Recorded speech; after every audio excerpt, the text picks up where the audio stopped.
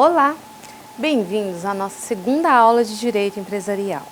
Eu sou a professora Simone e estou acompanhando vocês nos estudos dessa disciplina. Na aula de hoje vamos falar sobre a falência do empresário. Lembrando que na aula anterior nós aprendemos sobre quem é o empresário, uma sociedade empresária, o que é uma empresa, quais são as responsabilidades de um sócio, dentre outras informações importantes, a compreensão do conteúdo a ser estudado agora. Caso tenha alguma dúvida, reveja as videoaulas 1 e 2 e consulte as unidades 1 e 2 do seu livro. Vejamos então quais são os objetivos da aula de hoje. Nessa nossa aula, vamos buscar apresentar para vocês as noções gerais sobre o direito falimentar. Vamos procurar compreender então o que é falência, por que a falência é decretada, quais são seus requisitos e efeitos e, para tanto, vamos buscar conceituar o instituto jurídico da falência. Vamos apresentar a legitimidade ativa e passiva e as causas de pedir na falência. E, enfim, passaremos então a explicar os fundamentos e os trâmites do procedimento falimentar. Nós começaremos nossos estudos falando sobre o pressuposto indispensável à falência, que é a ocorrência da insolvência. Vou fazer um comentário. Quando se fala de insolvência, nós podemos distinguir dentro da ciência jurídica dois conceitos principais que vão interferir na nossa compreensão. Nós temos a ideia da insolvência econômica, que vem das ciências econômicas, que acontece quando dizemos que o passivo ultrapassou o ativo do empresário. Isso significa que todas as dívidas que englobam, as obrigações a serem cumpridas pelo empresário já superaram o valor total do seu patrimônio e, portanto, existe uma dificuldade prática em cumprir dentro do prazo estabelecido essas obrigações. Por outro lado, o Instituto Jurídico da Falência, que é o tema dos nossos estudos, está fundamentado numa noção de presunção de insolvência. O que significa isso? Diante da dificuldade de acesso aos registros empresariais, pelo cidadão comum, pelo público em geral, dos livros, dos balanços do empresário, não existe a possibilidade de uma pessoa comum, eu ou você, conseguir demonstrar de fato em juízo a ocorrência da insolvência econômica. Eu não tenho como provar em juízo que o empresário deve muito mais naquele momento do que ele tem. Mas o legislador, preocupado com isso, precisava criar uma noção, um conceito jurídico para que fosse possível a pessoas prejudicadas por essa situação de crise intentar a ação judicial que estamos começando a estudar agora. É aí que vem, então, dentro do direito falimentar, a noção de presunção de insolvência. Nós veremos aqui que, na verdade, existem alguns indícios, alguns atos e fatos que passam a se suceder, que vão gerar dentro do mercado, entre os credores desse empresário, essa suspeita de que as coisas não andam bem. Essa suspeita da insolvência faz surgir para a pessoa interessada o direito, portanto, de recorrer ao judiciário e intentar se valer desse instituto da falência, sobre o qual nós passamos a tratar agora. Continuo. Disse, portanto, que um empresário individual ou uma sociedade empresária está insolvente quando enfrenta uma crise econômico-patrimonial irreversível. Isso significa que as obrigações assumidas pelo titular da empresa no exercício da atividade econômica, o passivo, o conjunto de dívidas, superaram o valor da totalidade do patrimônio empresarial, que chamaremos aqui de ativo. Falamos nesse momento em crise irreversível porque, se ainda houver a viabilidade econômica, pode ser o caso de recorrer ao Instituto da Recuperação Judicial, tema que estudaremos na próxima aula. Farei um comentário. O nosso conteúdo, conforme veremos, está todo fundamentado na chamada Lei de Falência e Recuperação de Empresa. Então, veja, é importante destacar que aqui nessa aula de hoje falamos de uma situação de crise irreversível? Porque diante dessa situação, a única opção é recorrer a um dos institutos previstos na lei, qual seja a falência. Outro lado é, se a crise não se tornou irreversível, se existe então a possibilidade de reverter essa crise com novos investimentos, ampliação de mercado, teríamos ainda duas outras possibilidades que também serão estudadas, que seria a recuperação extrajudicial ou a recuperação judicial. Ou seja, temos dentro do chamado direito falimentar ou direito recuperacional três hipóteses. Falência diante da situação de irreversibilidade, ou recuperação, que pode ser judicial, ou extrajudicial, se ainda existir uma viabilidade econômica. Mas vamos focar então no tema da aula de hoje, que é a falência. Volto ao texto. Diante, portanto, da irreversibilidade da crise, a solução apresentada pela legislação brasileira é a realização do ativo para pagamento do passivo. Isso quer dizer que o patrimônio empresarial será vendido e o valor apurado servirá para pagar os credores do empresário. Na legislação anterior, a chamada Lei da Falência e da Concordata, a solução era bem diversa do que temos hoje. Frente a essa situação de insolvência, ocorria a desconstituição do então chamado Fundo de Comércio, hoje estabelecimento comercial, e a liquidação isolada dos bens para pagamento do passivo. Ao final do procedimento, estavam extintos tanto o Fundo de Comércio quanto a atividade. Vejamos aqui o esquema e vamos analisar então a distinção entre o que tínhamos anteriormente e agora. De acordo com a legislação anterior, o que tínhamos era isso. Verificava-se a insolvência, ou, como já explicado anteriormente, tínhamos uma crise econômica irreversível, acontecia a chamada desconstituição do Fundo de Comércio. Isso significa que os bens eram separados em unidades isoladas para então passar a liquidação desses bens. Nada mais é do que a venda separada dos bens. Esse conjunto perdia a natureza jurídica patrimonial e as vendas, reitero, eram isoladas. O valor apurado era utilizado para o pagamento do passivo. Entendam, o passivo é o conjunto de obrigações e dívidas devidas por esse empresário, e o resultado final era a extinção do fundo de comércio e da atividade. Vou comentar. Qual era o problema trazido pela legislação anterior, pela antiga Lei de Falência e Concordata? Tendo em vista que essa Lei de Falência e Concordata vigorava, ainda no período do chamado Código Comercial, lembram que a gente estudou na aula passada, a teoria dos atos de comércio? Todo o foco estava na pessoa do comerciante. Entendia-se naquele momento que, se aconteceu a crise econômica e financeira, a responsabilidade era do comerciante, incompetência, irresponsabilidade. Mas, de toda maneira, esse comerciante ele tinha que suportar todos os efeitos dessa crise, e a única solução apresentada, portanto, pela Lei de Falência e Concordata era a chamada quebra. Extinguia-se a atividade e preocupava-se principalmente com o pagamento dos credores que não tinham nada a ver com a situação de crise. O que eu quero destacar? É que nos auspícios da Lei de Falência e Concordata não havia qualquer possibilidade de tentar soerguer, de tentar reativar essa atividade, porque ela era extinta. Todos os bens vendidos, pagavam-se os credores e a atividade comercial tinha fim ali. Eu vou mostrar que, pela lei atual, já a sobrevivência do Código Civil, teoria da empresa, explicada na aula anterior, a tentativa é principalmente de preservar a empresa.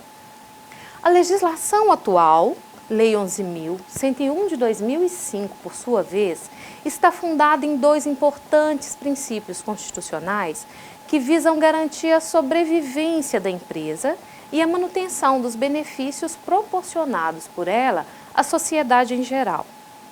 Trata-se do princípio da preservação da empresa e o princípio da função social da empresa. O princípio da preservação da empresa é aquele segundo o qual se busca proteger a atividade econômica organizada sempre que ela se mostrar viável e produtiva, ou seja, enquanto estiver alcançando seus objetivos. Vou comentar. Na aula passada, quando analisávamos o texto do artigo 966 do Código Civil, nós conhecemos o conceito jurídico de empresa. Vamos lembrar? Aquele artigo dizia que empresa é a atividade econômica organizada para a produção ou circulação de bens e serviços. Por que eu trago de volta esse conceito? Esse conceito traz um fator primordial que nos ajuda a compreender os novos princípios do direito falimentar, qual seja a natureza econômica. Erroneamente se entende que pensar na natureza econômica da empresa significaria necessariamente a geração de lucros para o empresário. Lembrem-se que nós começamos essa aula falando que só de estarmos recorrendo à Lei 11.101 é porque estamos diante de uma situação de crise. Isso significa que a empresa, nesse momento, já não está conseguindo gerar o lucro pretendido pelo empresário.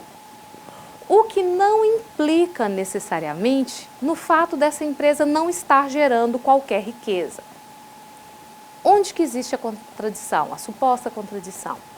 O empresário ele não está obtendo lucro, mas essa empresa ela pode ainda estar gerando emprego, ela pode ainda estar garantida a arrecadação de tributo pelo Estado, ela pode estar assegurando a prestação de um serviço para a sociedade, a produção de um determinado bem, ou pelo menos movimentando o comércio. Portanto, é importante, dentro desse conteúdo de direito falimentar, compreender que devemos entender de maneira mais extensiva a ideia de natureza econômica da empresa. Assim, quando se fala do princípio constitucional da preservação da empresa, o que nós estamos aqui tentando demonstrar é que, a despeito da dificuldade enfrentada pelo empresário, a despeito da ausência de lucros auferidos pelo empresário, pensar em empresa viável significa que ela pode ainda estar trazendo benefícios para a sociedade e para o Estado. E diante disso, o Estado reconhece a importância desse tipo de atividade econômica e busca, portanto, criar meios alternativos de recuperação da empresa antes de determinar, como a legislação anterior, a sua extinção em definitivo. Já o segundo princípio, o princípio da função social da empresa, destaca a importância dessa atividade econômica para a sociedade e para o Estado, tendo em vista, como mencionado, geração de empregos, tributos, bens produzidos, serviços prestados. Então, anotem aí esses dois pilares do direito falimentar e recuperacional. Destacamos aqui, portanto, os princípios fundamentais que advêm da Constituição Federal de 88 e que mudam o paradigma da legislação falimentar no nosso país. Hoje temos em vigor a Lei 11.101 de 2005 e essa lei está fundamentada, reitero, nos princípios da preservação da empresa, nos termos que acabamos de explicar, e o princípio da função social da empresa. Destaco, por fim, que a principal diferença entre a lei anterior e a lei atual é que a lei atual busca, até quando for possível, evitar a quebra definitiva da atividade econômica. Vamos então agora buscar compreender os objetivos da falência e seus pressupostos. Quando a falência é decretada, o que se pretende é afastar o empresário da administração e posse dos bens que compõem o chamado patrimônio empresarial, na intenção de utilizá-los para saldar as obrigações frente aos credores. É o que dispõe o artigo 75 da Lei de Falências e Recuperação de Empresa. Acompanhem comigo o que diz o texto dessa lei.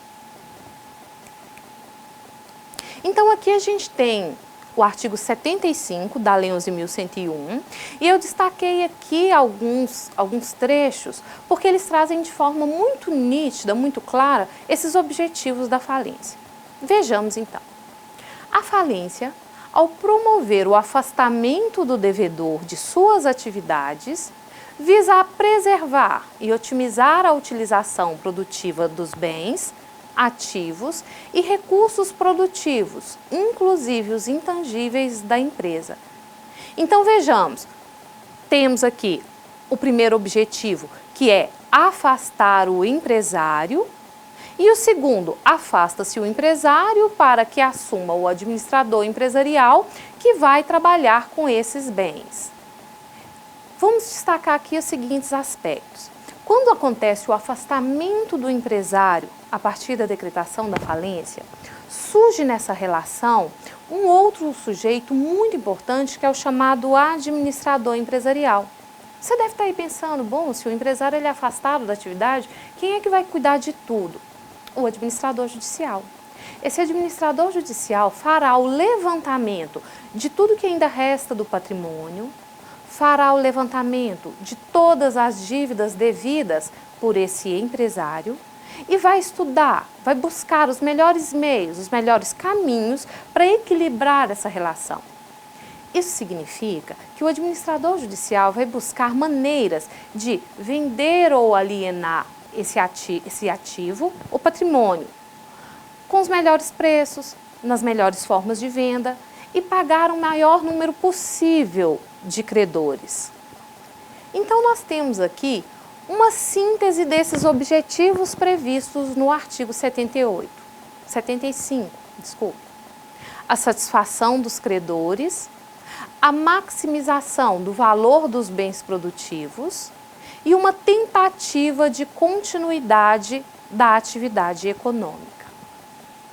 Para que ocorra a falência, é necessário que estejam presentes alguns pressupostos essenciais. Devemos nos perguntar: quem pode falir? Quem pode pedir a falência do empresário? Onde a ação judicial deve ser proposta? São essas as questões que passamos a analisar a seguir. Mas antes, anotem aí esses pressupostos para que você possa acompanhar o estudo dos artigos que se seguem. Então vejamos, para que ocorra a falência, para que seja possível recorrer ao Instituto da Falência, o pressuposto principal já mencionado é a verificação da situação de insolvência. E reitero, uma insolvência que depreende a ideia de inviabilidade econômica da empresa. Outra questão importante, que responde à primeira pergunta levantada, quem pode falir, estuda-se na legitimidade passiva. E, enfim, ao pensarmos sobre quem pode, afinal, pedir a falência desse empresário, essa questão vai ser respondida no estudo da legitimidade ativa no processo de falência. Outro pressuposto essencial é em relação à decretação judicial. Eu só posso falar de falência enquanto medida judicial. Eu só tenho uma decretação de falência dentro de um processo judicial. E outro aspecto importante é a pluralidade de credores. Eu volto e vou comentar. Eu quero destacar esse último pressuposto, qual seja a pluralidade de credores. Fala-se que a falência é, na verdade, um concurso de credores. O que a gente deve entender por isso? Diante da crise, diante da insolvência, sabendo já que todo o ativo, todo o patrimônio existente não é suficiente para pagar todas as dívidas que existem nesse momento, o que o administrador judicial fará é um verdadeiro rateio, uma divisão dos valores auferidos com a venda desse patrimônio entre esses credores, seguindo uma ordem de classificação prevista na lei. Então, necessariamente, uma ação, um processo de falência é uma execução coletiva. é uma ação de execução, ou seja, aquela ação na qual um credor exige em juízo do seu devedor o recebimento da dívida, mas nessa falência todos os credores estarão fazendo essa exigência ao mesmo tempo. Daí, portanto, a importância e o destaque que damos aqui a esse último pressuposto, que é a pluralidade de credores. É indispensável, portanto, a verificação dessa situação de insolvência. Devem ser respeitadas as legitimidades passiva e ativa, ou seja, verificar quem pede a falência, de quem se pede a falência e sob quais fundamentos. Outra condição essencial diz respeito à identificação do foro competente, isto é, onde pode ser proposta a ação judicial de falência. Todas essas informações estão devidamente elencadas na Lei 11.101 de 2005.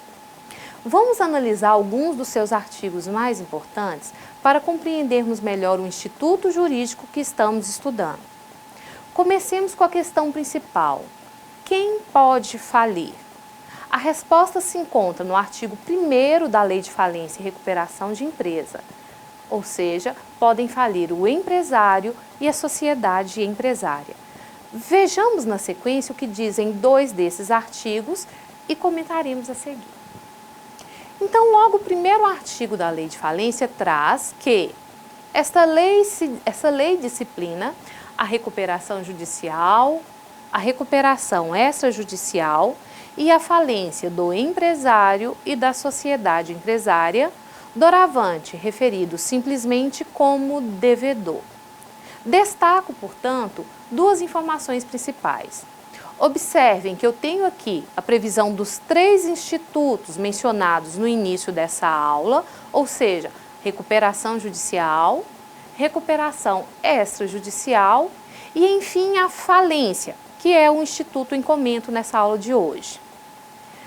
Vemos, enfim, em destaque aqui, os sujeitos que podem falir, o empresário e a sociedade empresária, e que nessa situação aqui figura como devedor. Quero lembrar apenas a distinção entre o empresário e a sociedade empresária, estudo realizado na aula anterior. Vamos lembrar que a gente falou que a empresa ela pode ser exercida por um empresário individual, que é uma pessoa física, ou por um conjunto de pessoas que se organizam e se responsabilizam via um contrato, formando então uma sociedade empresária. Destaquei ainda a situação de devedor, porque conforme já mencionamos, o que depreende principalmente a situação de insolvência é a impossibilidade de cumprimento das obrigações vencidas. Vejamos então aqui o resumo dessa legitimidade. Temos isso aqui. Se a gente pega o Código Civil, na sua parte especial que trata do direito da empresa, podemos depreender que a partir do artigo 1º da Lei de Falência, podem falir o empresário individual, acabamos de lembrar a conceituação, a chamada EIRELI, Empresa Individual de Responsabilidade Limitada, que será objeto de aulas posteriores, e, enfim, as sociedades empresárias, cujo conceito acabamos de mencionar também, e se você tiver alguma dúvida, volte à unidade 1 do seu livro didático. Não podem falir os chamados profissionais intelectuais, médicos, professores, advogados. Não podem falir as sociedades simples e não podem falir as cooperativas. Em relação às pessoas que não podem falir, elas não poderão se submeter à Lei 11.101 em razão da ausência dos requisitos da empresarialidade. Isso significa que elas não atendem àquelas exigências feitas na parte especial do Código Civil que nós estudamos aqui.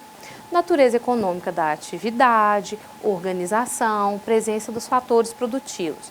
É por isso que os profissionais intelectuais, as cooperativas e as sociedades simples ficam submetidas a um regime de insolvência civil e não à falência. Destacamos também que a lei prevê aqueles que não podem falir em razão de expressa exclusão legal. Trata-se das hipóteses previstas no artigo 2º da Lei de Recuperação e falência. Nesses casos, serão adotados procedimentos especiais de liquidação previstos em outras legislações. Vejamos o que diz o artigo da lei. Artigo 2º da Lei de Falência e Recuperação. Então, estão excluídos, ou seja, não abrangidos no conceito de empresário e, portanto, não podem falir as empresas públicas, as sociedades de economia mistas, bancos, operadoras de plano de saúde, seguradoras e outros exemplos que se seguem no artigo 2º. Outras hipóteses de exclusão são aquelas previstas no Código Civil e que tratam dos chamados profissionais intelectuais e das cooperativas. Como mencionado, nesses casos cabe a chamada insolvência civil e não a falência. Veja o que diz o parágrafo único do artigo 966, no qual fundamento essa explicação. Não se considera empresário quem exerce profissão intelectual, de natureza científica, literária ou artística, ainda com concurso de auxiliares ou colaboradores, salvo se o exercício da profissão constituir elemento de empresa. Isso significa, portanto, como expliquei anteriormente, que embora aparentemente esses profissionais tenham à disposição todos aqueles elementos, como empresário, podem até oferir lucro, podem ter o auxílio de profissionais, de colaboradores, eles não atendem aos requisitos da empresarialidade, ficando assim fora do direito empresarial e, consequentemente, do direito falimentar. Resta nos perguntar ainda, quem pode afinal pedir a falência do empresário? O artigo 97 da Lei de Falência e Recuperação de Empresa aponta como legitimados o próprio empresário, que poderá pedir autofalência, o cônjuge e herdeiros, os sócios da sociedade empresária em crise e, por fim, qualquer credor. Vamos fazer uma análise desse artigo 97 e destacar alguns aspectos relevantes. Artigo 97 da Lei de Falência e Recuperação de Empresa. Ela traz para a gente a chamada legitimidade ativa, ou seja, quem é que pode propor a falência. Inciso 1º, o próprio devedor. É o caso da autofalência. Inciso 2º, o cônjuge sobrevivente, qualquer herdeiro do devedor ou o inventariante. O inciso 3º traz a possibilidade do próprio sócio, cotista ou acionista do devedor na forma da lei ou do ato constitutivo.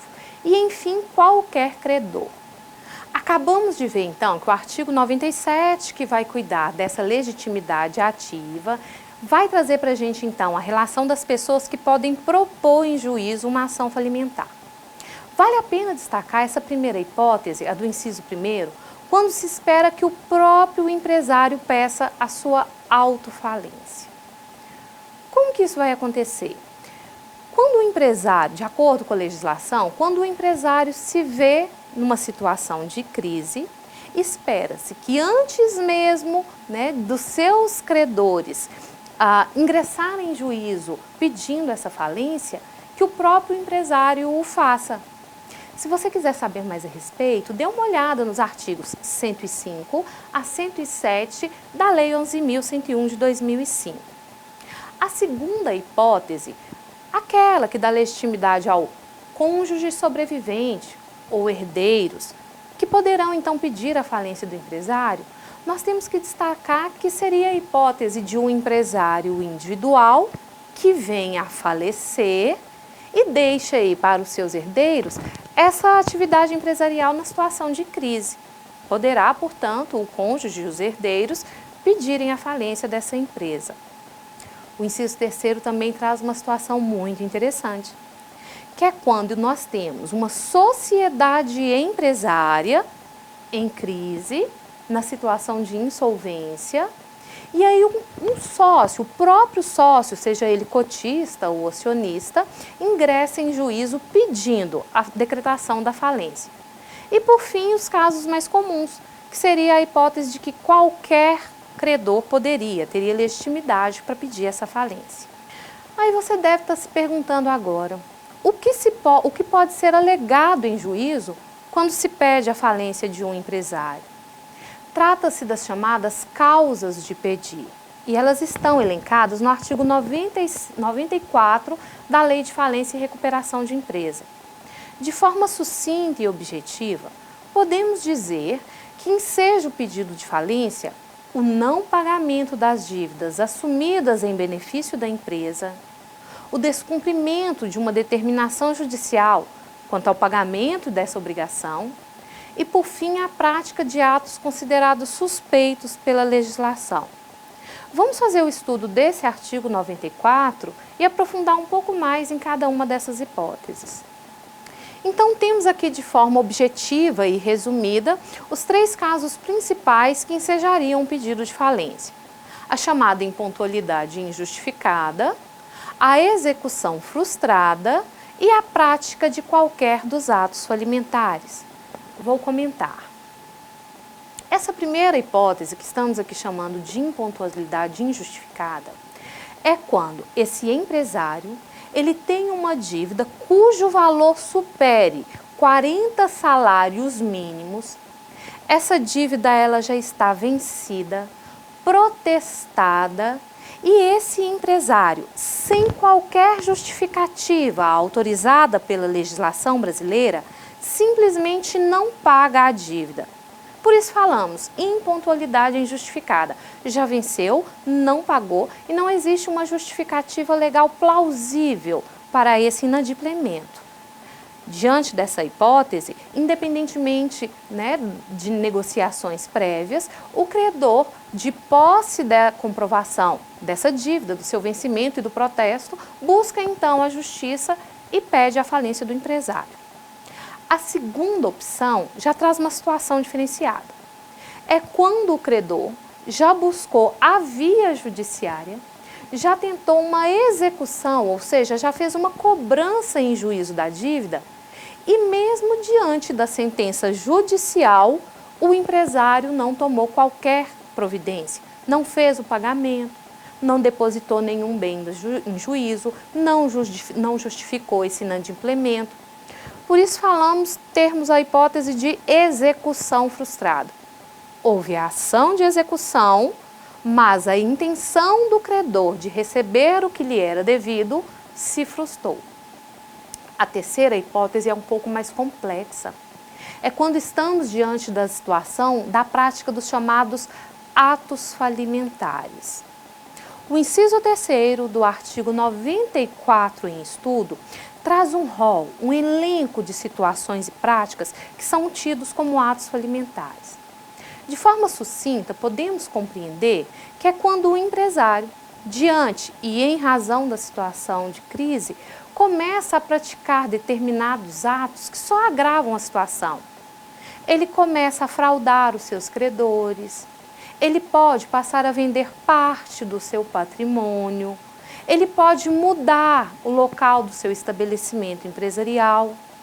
Ou seja, outra hipótese que legitima, que permite credores pedirem a falência do empresário, são esses atos que agravam a situação patrimonial e colocam em risco os interesses, então, desses credores.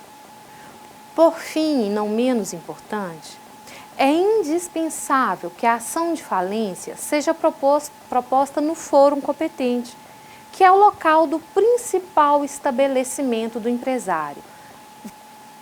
O que acontece? Por que é importante a determinação desse fórum? Pode acontecer desse empresário devedor ter uma série de filiais, agências, sucursais por todo o país.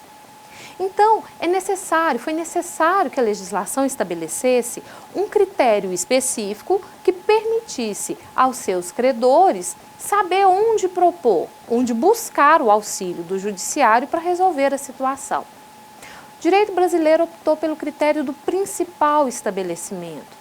Independentemente do número de agências ou filiais, o que é necessário é identificar, dentre todos eles, aquele que concentra, sobretudo, as atividades econômicas e o patrimônio desse empresário. Então, uma vez identificado esse estabelecimento, essa filial, sucursal ou agência, é no local onde se encontra essa filial, esse estabelecimento, que os credores ou qualquer outro legitimado poderão intentar a ação. Uma vez decretada a falência, os bens que compõem o ativo empresarial serão arrecadados e vendidos. O valor levantado será utilizado para pagar aos credores que se habilitaram no procedimento, segundo a ordem de classificação dos créditos indicadas na legislação. O que acontece então? Vejamos de forma sucinta como que acontece o trâmite de todo esse procedimento. O pressuposto essencial é: temos um empresário, que pode ser individual ou uma sociedade empresária, numa crise econômico-patrimonial. Para identificar se existe ou não essa situação de crise, a chamada insolvência, nós vimos que o artigo 94 nos dá indícios. As dívidas estão se atrasando, as ações judiciais de execução estão se frustrando, muitas práticas e atos suspeitos estão sendo tomados por esse empresário.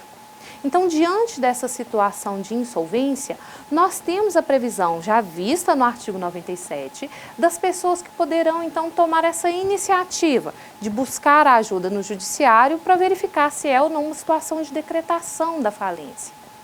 Ingressa-se, portanto, com essa ação. Esse empresário, ele vai ter, a partir da data do pedido, um prazo de 10 dias para apresentar a sua defesa. E perceba, se dentro desse prazo de defesa o empresário não conseguir demonstrar que está equivocado, a ideia, a presunção da insolvência, se esse empresário não conseguir demonstrar que ainda existe uma viabilidade econômica da sua empresa, o juiz vai decretar a falência. Decretada essa falência, entra em cena, então, aquele que já mencionamos, o administrador judicial. Estão lembrados do artigo 75? Uma vez decretada a falência, o empresário ele é afastado da administração e da posse dos bens. Esse administrador judicial assume a responsabilidade por esses bens. Esse administrador judicial vai verificar quem são os credores, vai providenciar a chamada habilitação desses credores. O que significa isso? Todos os credores elencados nos livros empresariais, todos aqueles cujos nomes estão lá registrados nos documentos empresariais, receberão uma notificação informando sobre a ação de falência e terão, portanto, a oportunidade de se habilitar, de inscrever dentro desse processo de falência o seu crédito para concorrer a esse recebimento. Então, nós teremos a habilitação dos credores. Efetivada essa habilitação, o administrador judicial vai fazer, então, o procedimento que consiste na arrecadação dos bens patrimoniais. Esse administrador vai identificar todos os bens que ainda existem, vai elencá-los, um inventário será feito. Uma vez, portanto, arrecadados esses bens, o administrador judicial fará a alienação, fará a venda desses bens, seguindo as determinações dessa Lei 11.101. Feita a venda, aqueles credores que se habilitaram serão classificados segundo uma ordem que está prevista nos artigos 83 e 84 da Lei 11.101. Dê uma olhadinha para que você conheça essa relação. E, por fim, acontecerá, portanto, o pagamento desses credores seguindo essa ordem dos artigos que eu acabo de mencionar. Observem, portanto, que o objetivo da falência, uma vez decretada, é permitir, portanto, como já mencionado anteriormente, a alienação do ativo para a solução do passivo, a venda dos bens para o pagamento dos credores. Na aula de hoje, aprendemos o que é a insolvência empresarial, que acarreta a decretação da falência do empresário. Aprendemos o que é o Instituto Jurídico da Falência, quem pode falir, quem pode pedir a falência, sob quais fundamentos e ainda qual é o fórum competente para a ação. Agora é hora de você pegar seu livro e estudar a primeira parte do capítulo 4 e resolver as atividades nele propostas. Se necessário, assista novamente a videoaula. Ela está disponível na sala virtual. Lá você encontrará também uma atividade complementar. Bons estudos e até a próxima aula!